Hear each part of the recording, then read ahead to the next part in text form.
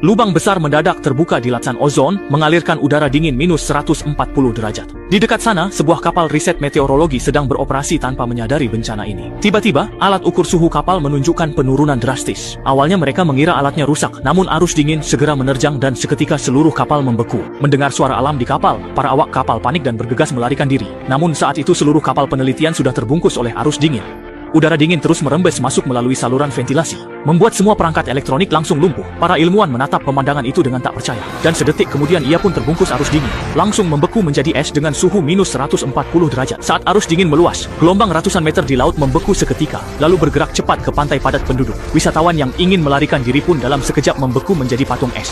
Segera setelah itu, arus dingin pun bergerak menuju seluruh kota, dan dimanapun ia lewat, baik kendaraan maupun pejalan kaki, tak ada satupun yang selamat. Bahkan pesawat penumpang di ketinggian 10.000 meter pun kehilangan tenaga akibat serangan arus dingin, lalu jatuh menghantam kota. Setelah itu, jembatan Golden Gate yang malang pun kembali mengalami serangan yang menghancurkan.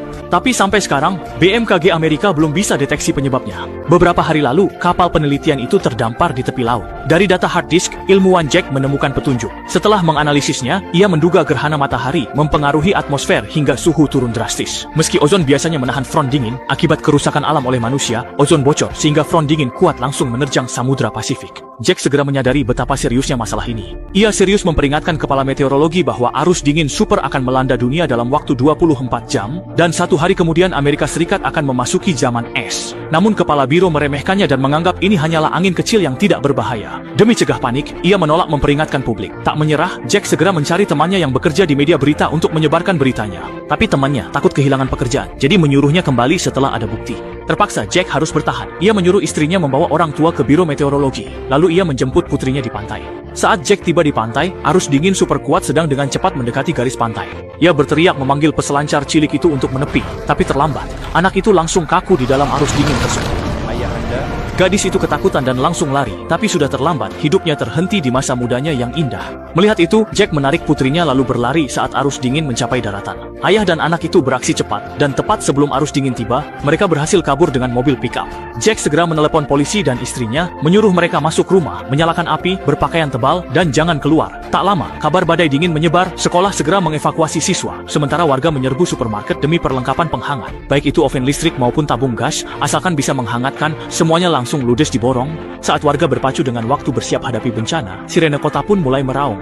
Ternyata, angin dingin sudah menyebar ke kota-kota pesisir. Seketika, semua benda terpapar langsung tertutup es. Orang-orang yang berbelanja pun panik dan kocar-kacir. Mereka mencoba membuka pintu kaca bar, namun saat angin dingin menerjang, nyawa semua orang pun berakhir pada saat itu juga.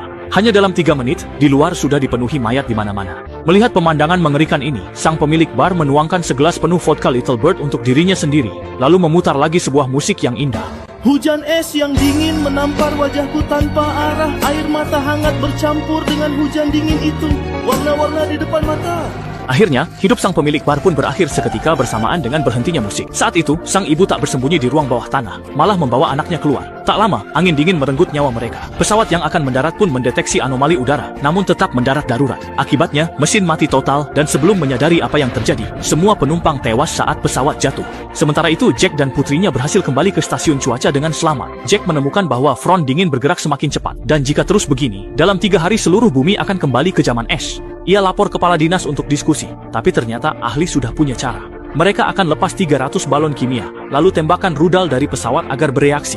Dengan ini, mereka berharap bisa atasi gelombang dingin itu. Namun Jack tidak setuju dengan pendapat itu. Ia beranggapan bahwa satu-satunya cara adalah mengikuti hukum alam, bukan melawannya. Tapi kepala dinas yakin tim ahlinya mampu mengatasinya. Saat balon mencapai ketinggian target, pesawat tempur kimia sudah bersiap. Atas komando kepala dinas, pilot menekan tombol dan rudal meledak tepat di tengah balon. Semua menatap layar tanpa berkedip, mengira bencana teratasi. Tapi hasilnya justru membuat putus asa. Udara dingin tak mereda, suhu malah anjlok 40 derajat lagi. Arus dingin minus 180 derajat membekukan kapal induk. Tak lama, front dingin mencapai negara kepulauan. Hujan es raksasa berdiameter puluhan senti hingga beberapa meter menghantam warga Jepang. Ini baru awal. Gelombang minus 180 derajat kembali menyusul. Karena tengah malam, warga tak sadar bahayanya dan tewas seketika. Tak lama kemudian, front dingin itu berbalik menyerang London, Inggris, menyelimuti seluruh kota dari atas dan semua bangunan ikonik Inggris pun ikut tumbang. Setelah itu, giliran jembatan Golden Gate yang selalu dirundung bencana. Saat itu, jembatan memancarkan aura misterius, seolah melayang tinggi. Melihat kehancuran mendekat, otoritas pun putus asa. Tak ada pilihan selain menenangkan warga dan menunggu nasib. Suasana mencekam saat maut mengancam.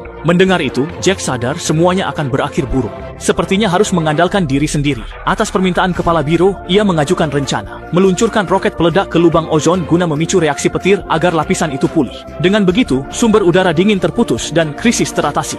Pihak berwenang sangat gembira dan memuji kejeniusan Jack, menyesal tidak mengajaknya sejak awal. Jack segera memulai simulasi lintasan target. Namun, di saat krusial, asistennya tiba-tiba pingsan. Ternyata obat diabetesnya habis dan nyawanya kini terancam. Walau berbahaya melihat asistennya, Jack tidak tega. Ia pun menyuruh putrinya menjaga simulasi, sementara dirinya nekat mencari obat. Saat simulasi selesai, pihak militer pun sudah siap menunggu waktu yang tepat. Namun, ketika kepala dinas menelepon lewat video, yang muncul di seberang justru seorang gadis kecil. Melihat kepanikan yang dialaminya, kepala biro itu pun sedikit merasa malu. Setelah mengetahui identitas gadis itu, kepala biro segera menginstruksikan dia tentang cara mengunggah data simulasi. Namun, di tengah proses pengunggahan, sistem daya stasiun cuaca tiba-tiba mengalami kerusakan.